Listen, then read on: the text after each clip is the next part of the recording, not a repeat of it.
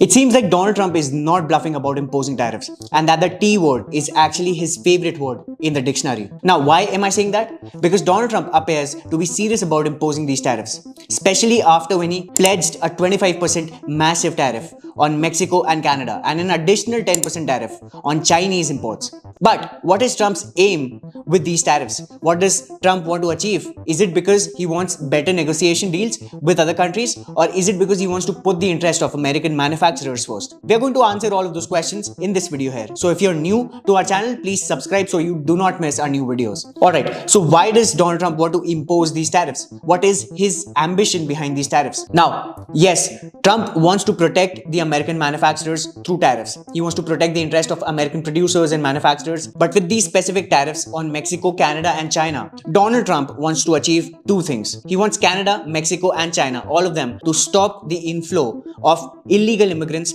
and drugs in the United States. He does not want any flow of illegal immigrants and drugs, specifically fentanyl, into the country. The US has been dealing with a major drug problem, especially with fentanyl. Out of the 107,000 deaths due to drug overdose, about 74,000 deaths were just because of fentanyl. And in just 2023, tens of thousands of Americans are losing their lives every single year due to fentanyl and overall drug abuse. And this is what Donald Trump wants to stop. Now, Donald Trump has been anti-drugs, not just in his political career, but even in his personal life. He has regularly stated his stance against the use of drugs. You may be thinking that imposing tariffs on these countries to stop the inflow of illegal immigrants and drugs, is this a viable solution for these two problems? Because these two problems seem to be unrelated to the kind of solution that Donald Trump is proposing to implement. Now, as I mentioned earlier, Donald Trump has said that tariff is his favorite word and that this is his one-stop solution for every problem. Now, Donald Trump believes that he can solve any problem in the world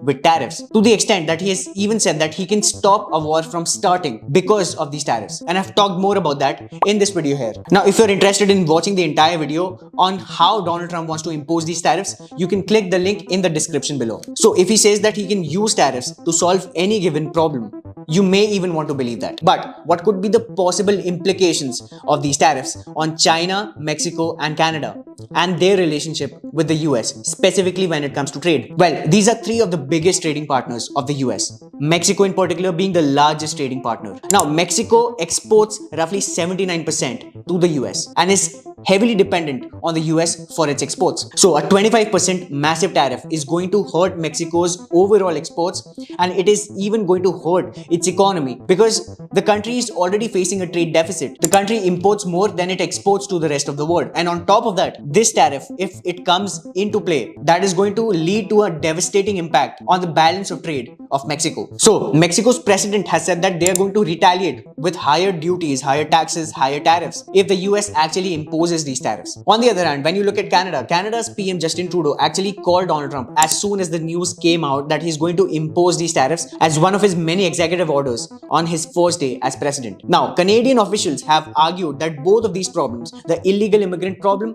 as well as the drug problem, that has more to do with Mexico than it has to do with Canada, because far more illegal immigrants come through the Mexican border, come through the southern border, than they come via the northern border. And the same is the case with drugs coming into the US. Far more drugs are coming in via Mexican borders than they are via the Canadian borders. Nonetheless, the Canadian government has said that they are committed to imposing stricter steps so that they can ensure better border security. At the same time, Canada is also planning retaliatory duties on the US if Donald Trump actually imposes these tariffs. And this is not the first time that Canada is going to impose these retaliatory duties. Even in 2018, when Trump announced heavy duties on Canadian aluminium and steel, Canada imposed heavy duties on American imports. Now, imposing these tariffs on Mexico and Canada would also mean that Trump is going to violate the US, Mexico, and Canada agreement that was signed in 2018 under his leadership. Now, this particular trade agreement was actually a free trade agreement amongst the three countries, the US, Mexico, and Canada. So he is willing to go to the extent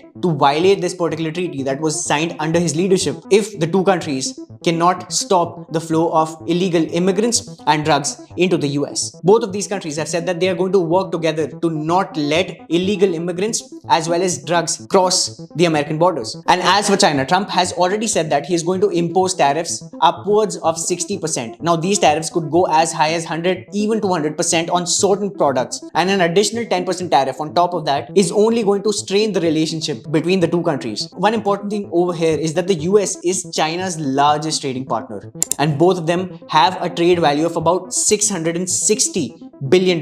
Given that both of these countries also have an imbalance of trade. On one hand, you have China, which is a trade surplus country and the country with the highest trade surplus. On the other hand, you have the US, which is a net importer and the country with the highest trade deficit in the world. And they have been in a trade war already since Trump's first term as president. Now, who is actually benefiting from this particular trade war between the two countries? From the trade war between the two countries, Southeast Asian nations are actually benefiting. So what is happening is that Southeast Asian nations, they are importing goods from China and then they are packaging and repackaging and making the final products and then exporting them to the US. So they're importing from China, exporting to the US. Despite the trade war and heavy tariffs that are already imposed on China, Chinese goods through ASEAN countries, they're entering the US markets. Now earlier, Donald Trump stated that Beijing did not take enough steps to actually take strong action to counter the flow of drugs into the US from Mexico. China, on the other hand, has said that no one is going to win this trade war or the tariff war. Now, China has also said that they have taken enough steps. They have taken the necessary steps,